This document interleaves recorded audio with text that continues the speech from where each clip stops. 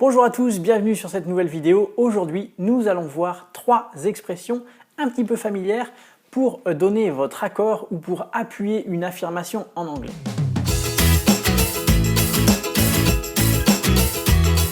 La première de ces expressions, c'est une expression qui m'avait beaucoup marqué quand je suis arrivé pour la première fois en Angleterre en 2004 parce que je l'entendais beaucoup.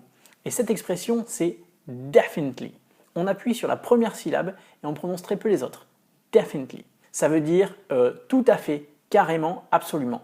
C'est un faux ami pour le français parce qu'il ne faut pas le traduire par définitivement. On voit certaines personnes qui entendent beaucoup l'anglais qui commencent à faire venir le mot définitivement en français pour parler de leur accord ou pour appuyer quelque chose. En fait, en français, définitivement, ça veut dire pour toujours, à tout jamais ou de manière définitive. Donc c'est pas le même sens. Voilà. Mais revenons donc au cours d'anglais.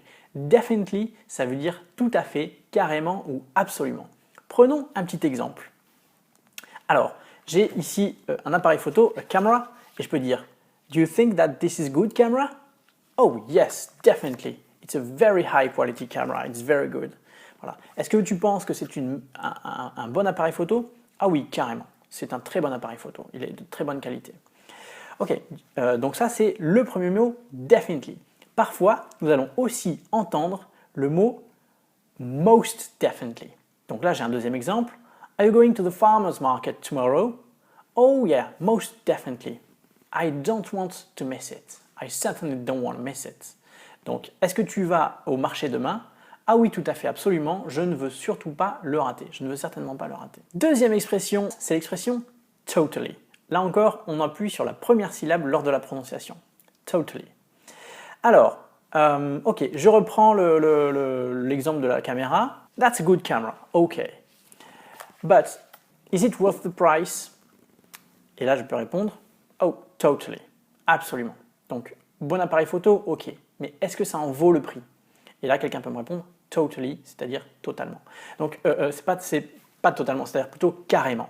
En fait, le premier sens de totally, ça veut dire complètement. Et c'est l'équivalent du totalement français. Donc là, ce n'est pas un faux ami. Mais il y a un deuxième sens qui ressemble beaucoup plus au mot qu'on vient de voir juste avant, qui est definitely. Et c'est le cas de l'exemple ici. Ça veut dire carrément, absolument. Et ça peut donc s'employer pour mettre de l'emphase appuyée sur une affirmation ou qu'est-ce que je disais du coup? Je me suis perdu. Voilà. Et donc ça peut s'utiliser pour appuyer sur une affirmation, mettre de l'emphase sur une affirmation ou pour affirmer votre accord. Voilà. Tout à fait, absolument. Troisième mot que nous allons voir, on le voit peut-être un peu plus, cette expression-là, on la voit peut-être un peu plus en anglais américain, mais on l'entend aussi en anglais british, c'est for sure. Donc là, les Américains vont avoir une prononciation très courte pour cette expression-là, for sure. Et des fois, on entend même for sure. Très très court, rapide, voilà, saccadé comme ça. On reste sur le même exemple. Would you like to try it? Do you want to try the camera? Oh, yes, for sure. Ah oui, absolument. Allons-y. Et en fait, on pourrait dire que c'est la traduction littérale de pour sûr. En français, on pourrait dire pour sûr. Mais ici, ça veut dire bah oui, absolument. Voilà, tout à fait. Ça peut s'employer aussi pour dire ok, oui d'accord, ok. D'ailleurs, il y a une autre expression très proche que l'on emploie qui est that's for sure. Donc, that's for sure, on pourrait traduire ça par c'est clair.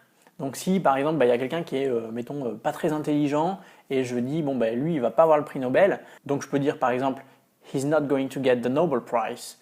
Et là quelqu'un peut répondre oh, that's for sure. Ah oui c'est clair. Voilà. Donc ça c'est une petite expression en plus, that's for sure ou for sure pour dire ok, pour être d'accord. Voilà pour ces 3 petites expressions du jour. Donc c'est des expressions plutôt familières qui vont plutôt s'employer dans le langage parlé. Ceci dit, definitely, on peut aussi le voir dans le langage écrit, dans les emails, enfin voilà, ça se voit aussi quand même. Voilà, donc n'hésitez pas si vous avez des questions. Si les exemples n'ont pas été clairs, posez des questions sous la vidéo. Et puis je vous remercie d'avoir visionné cette vidéo, j'espère qu'elle vous a aidé. Si c'est le cas, merci de mettre un petit pouce vers le haut. Et je vous dis à très bientôt pour les prochains cours. Bye bye!